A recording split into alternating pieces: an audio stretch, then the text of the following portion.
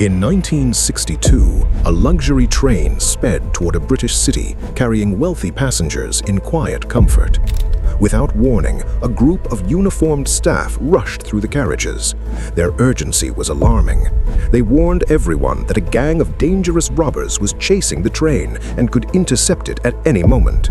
Acting quickly, they instructed passengers to hand over their money and jewelry, promising to secure everything safely away from the impending threat. Panic spread instantly. Fear took hold, leaving little room for doubt or resistance. One by one, passengers surrendered their valuables, trusting they were being protected. But when the train finally arrived, no robbers appeared. Confusion turned to dread. The passengers searched for the staff, only to uncover the truth. The real employees had been tied up in the rear carriage. The men who had collected their valuables were the robbers. It was one of the most daring heists of its time, carried out by 4 brothers of Indian origin. But how did they reach Britain? Which one of them would make the mistake that led to their downfall? And in the end, would they escape justice? To uncover every twist of this gripping story, follow it to the very end. There was a quiet town in Britain that seemed almost forgotten. Its streets nearly empty, its land vast and open. It wasn't the kind of place people chose to visit, and for a long time it remained suspended in a strange stillness, as though life itself had passed it by. But slowly, that silence began to break. Strangers started arriving, men searching for a fresh start after the places they came from had closed in on them. Little by little, the open land transformed into a refuge for those who wished to disappear. Fugitives escaping the courts, criminals trying to outrun their pasts. They all found in this town a chance to live beyond the reach of the law. Many settled there, turning to farming and cattle herding to survive. Yet beneath the surface, disorder never truly left them. It lingered, woven into the fabric of their daily lives. In time, a group emerged, men who would later be known as cowboys. In films, they were portrayed as fearless heroes, symbols of courage and honor. But reality told a far darker story. Many were harsh, unyielding men, unafraid to steal or impose their will on others. Weapons were a constant presence in their lives, and the law held little power against their influence. Amid this unforgiving world lived a poor family from India, working the land to make ends meet. They had almost nothing, yet they clung tightly to their small piece of earth. One day, their first child was born, a moment that passed quietly, without anyone suspecting that this boy would one day grow into the mind behind one of the most unusual criminal gangs. The boy grew up watching everything around him. He was sharp, observant, and naturally intelligent. As the years passed, 3 more brothers were born, one after the other. The bond between them grew unbreakable, with the eldest always leading the way. It began with small thefts, eggs taken from nearby farms, chickens snatched under cover of distraction. Then they would gather behind a large tree, hiding what they had stolen. There, without realizing it, the first seed of a strange brotherhood was planted, a seed that would one day grow into something far more dangerous. By the time the eldest brother turned 16, their thefts were no longer impulsive acts as they once had been. Something had shifted in him. He began to think differently, more deliberately, as if he were shaping their actions into a calculated system. He understood that having his younger brothers by his side gave them a crucial advantage. No one ever suspected that children could be behind such acts. They would enter shops together, playing the part of aimless boys wandering without purpose. 2 of them would engage the shopkeeper, asking simple, harmless questions, while the third drifted between the shelves, pretending to browse. In that brief moment of distraction, one of them would seize the opportunity, slipping a piece of candy or some small, easily hidden item out of sight.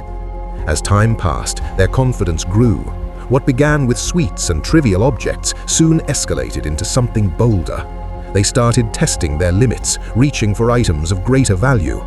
One day, a small antique shop caught their attention.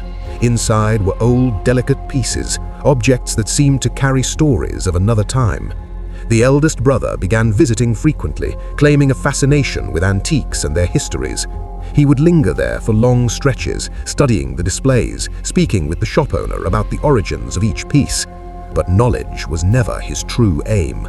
He was memorizing, carefully noting the placement of every valuable item.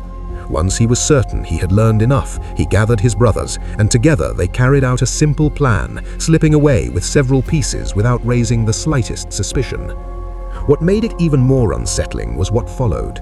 In the days after the theft, they returned to the same shop as if nothing had happened. Their behavior remained perfectly natural, so convincing that any trace of doubt faded away. Over time, they established a strict rule among themselves: never steal from a place close to their village. They needed a safe ground, a place where no one would ever question them. And so, in the eyes of everyone around them, they remained exactly what they appeared to be: polite, well-mannered boys with nothing to hide. When the eldest brother reached 25, he began to feel that petty theft was no longer enough. He gathered his brothers and told them the time had come to attempt something greater. This would not take place in the quiet countryside. It would unfold in the city, where banks, merchants, and vast sums of money awaited. The four brothers traveled together and spent their days studying their targets. They observed several banks closely, watching the flow of people, noting the busiest hours, and carefully analyzing how the staff carried out their routines. Once they selected the right bank, they moved into preparation. Their first step was appearance. They needed to look the part. Each one of them entered an upscale clothing store under the pretense of trying on suits.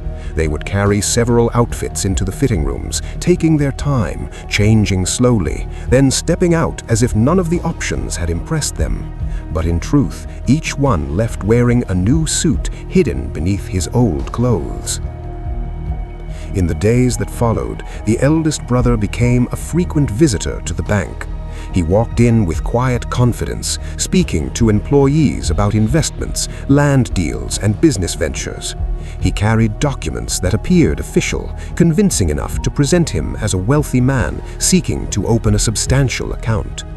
During these visits, he memorized everything: the layout, the positions of the employees, and the rhythm of the place at different hours.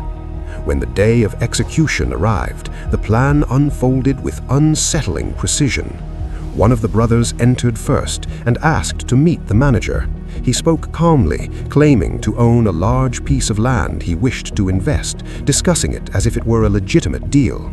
At the same time, another brother approached the teller and in a low, controlled voice told her that his partner was armed and that it would be wiser to place the money into the bag without drawing attention.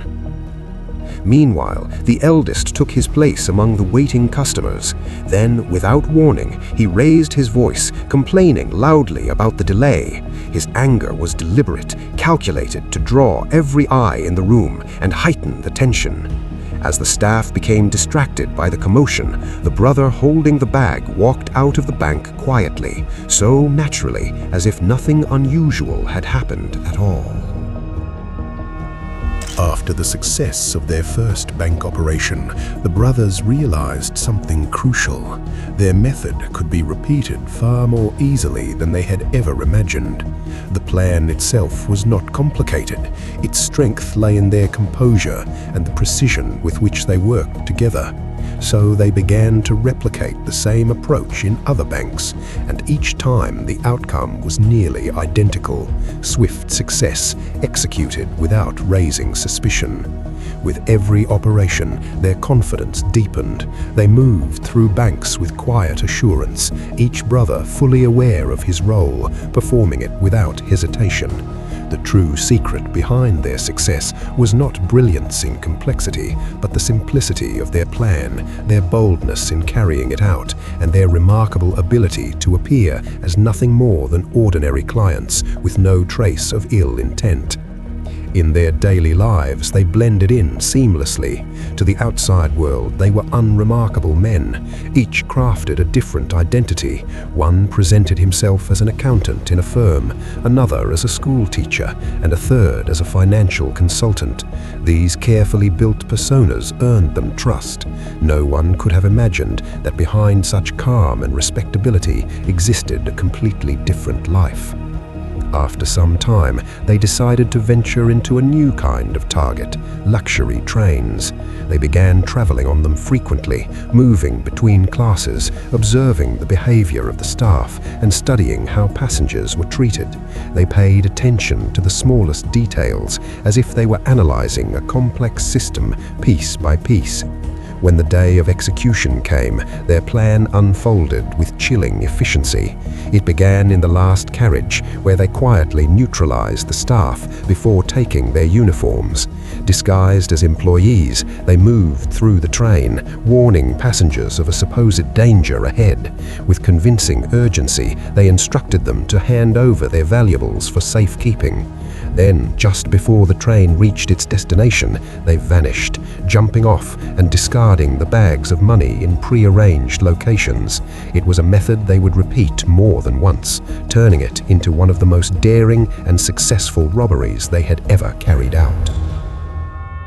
After years of flawless success without ever being caught, cracks began to form within the group. While everything appeared stable from the outside, tension quietly grew among the brothers, especially for one who no longer saw himself as an equal, but merely as someone carrying out the eldest brother's orders. This frustration pushed him towards a reckless decision to carry out a bank robbery on his own. Believing he could replicate their past success, he partnered with local criminals and rushed into a poorly planned operation. Unlike their earlier schemes, this one lacked precision and preparation. He failed to account for modern security systems, surveillance cameras, and guard positions, mistakes that proved fatal to the plan. As soon as the operation began, suspicion was raised, and the police responded immediately, surrounding the bank before anything could be taken. He and his accomplices were arrested on the spot, and the plan collapsed instantly.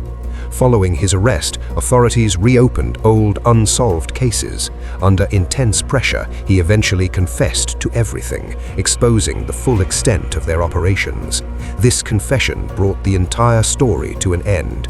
The group was dismantled, several brothers were imprisoned for years, and the eldest brother abandoned his criminal life, later becoming a successful businessman. The others, after their release, passed away one by one, leaving behind only the shadow of a story that once thrived in secrecy. YouTube says you like this video too.